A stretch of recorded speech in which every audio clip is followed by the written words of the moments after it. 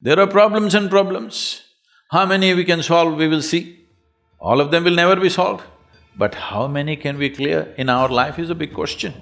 But if you yourself are a problem, you yourself being problem means, see, I'm just meeting people every day, 50, 60 years of age, still they've not figured how to handle their thought and emotion.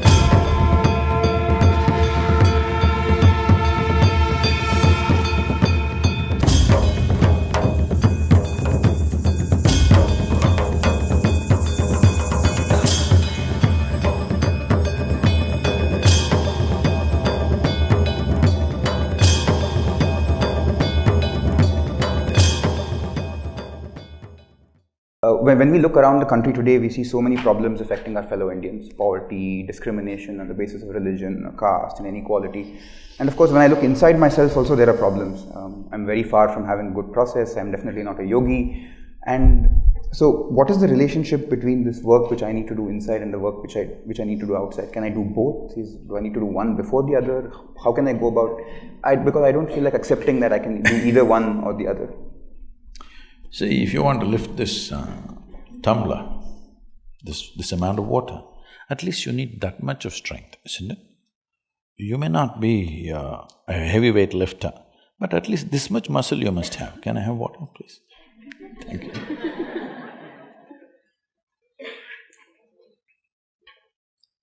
If you don't have this muscle, even taking up this cup won't happen, isn't it?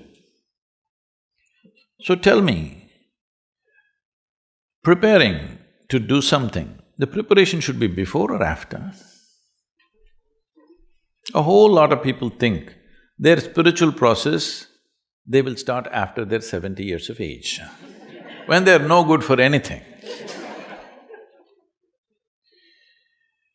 If you understand spiritual process as a disability, then that's the way to go. I see spiritual process as the greatest empowerment in my life's experience. I think it should happen at the earliest possible time. Unless you're planning to live elsewhere, those people who are in the upper strata, I'm telling you. If you're thinking you'll go there and live well, that's up to you. To put it in perspective, one of my projects, of the many projects, one of the projects is, before I fall dead, I want to make sure all the heavens are destroyed. Is that okay? No? You want to go there? Because I want to destroy the good food in the Hindu heaven. I want to make sure that people eat good food here. I want to destroy all those angels who are floating up in the clouds and heavens. I want people, angelic people, to be here. And of course, I want to destroy all those virgins up there. Because the very idea that there is a better place to live than this is a crime.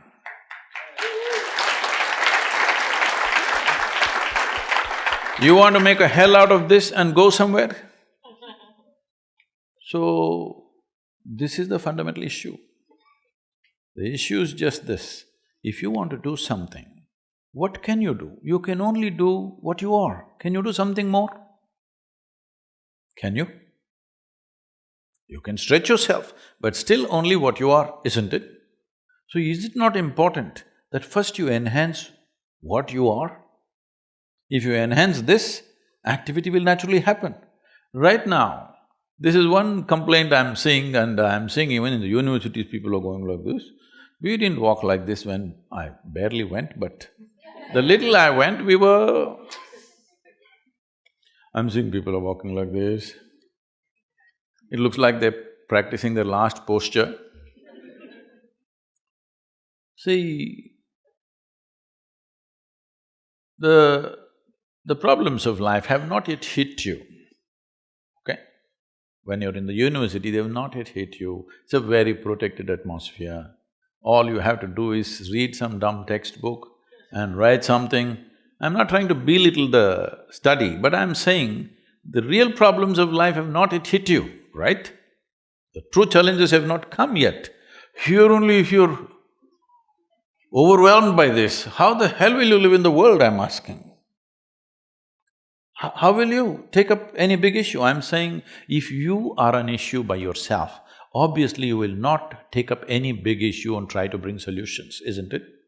First and foremost thing you must do is, in your life, you are not the issue, never. I am not the problem in my life. There are problems and problems. How many we can solve, we will see. All of them will never be solved. But how many can we clear in our life is a big question. But if you yourself are a problem, you yourself being problem means, see, I'm just meeting people every day, 50, 60 years of age, still they've not figured how to handle their thought and emotion. When are you going to get it? I'm asking. See, these are very fantastic faculties that only human being has, right? No other creature can think like us, no other creature can emote like us.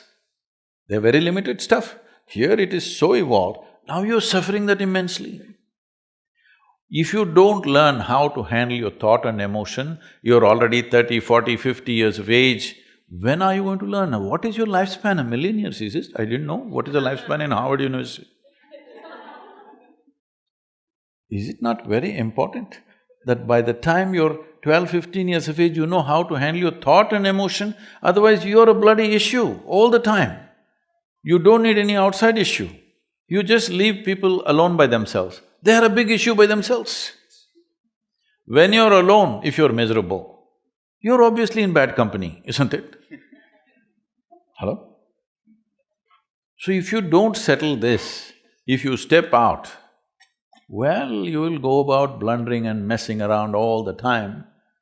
It looks like you're working for a solution, but when you are a problem, you'll only spread problems. It may look like a temporary solution. This is the reason why after 1,000 years we're still talking about the same problems. Obviously we've not solved it, isn't it? After 1,000 years, if human beings have the same problem, that's very stupid, isn't it so? Only the phones are getting smarter, you know. Phones are getting smarter by the… See, if you have to call somebody, he's very smart. When do you do that? When you find him smarter than you. Yes or no? Only then you say, oh, he's very smart. So when you call a phone very smart, it's a statement. So can I do these things both together? Because enhancing yourself is a limitless process. It's not a graduation that's going to be over at one time.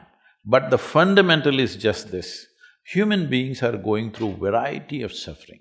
Well, those who are in situations of famine, war, those things let's keep it aside. Fortunately, still it's a small population, all right? If you don't take care of it, it could become very large. That is one thing, we will keep them aside. Krishna is talking about even they're not being bothered on the battlefield. That's a different matter, I won't take you that far. We will give a margin for them. But those of you who had breakfast in the morning, what is your problem? Hello? In India, in southern India, where you come from, in the villages if you go, people will come and inquire, "Ota madra? Ota aita?" Yes? Saptingla? What this means is, the only question they will ask you is, have you eaten? Because after you've eaten, what is the problem?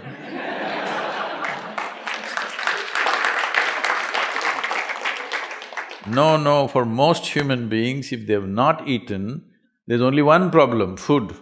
The moment they eat, they have 100 problems. So it is not that there are problems, it is just that you have a cerebral capacity that you don't know how to use. Yes? If you're alone and you're feeling miserable, what does it mean? Your intelligence has turned against you. Once your intelligence has turned against you, you pray and call whatever forces you want, no damn thing is going to work for you, 100%. If your intelligence turns against you, you are a finished case, isn't it? Huh? All kinds of sufferings on a daily basis. What do you think they're suffering? When is the last time somebody poked you with a dagger? Never happened to you, isn't it? So what is the suffering? You're poking yourself all the time, endlessly. Oh, of course you have good reasons for that. There's no reason, it's just dumb, stupid, okay? Yes, It's just darn stupid that you're constantly poking yourself and you think it's being intellectual. Not at all. You just don't know how to use the sharpness of your intellect, that's all it is. Instead of using it towards a solution, you are making a big problem out of it.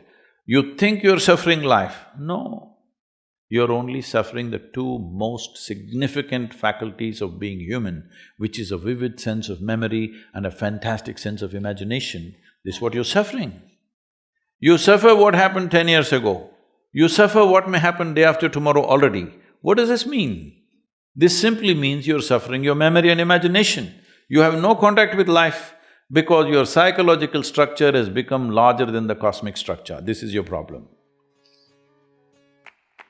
This must be settled.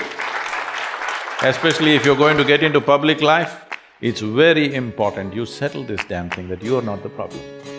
You're never the problem. Outside problems, according to our capabilities, we'll do our best.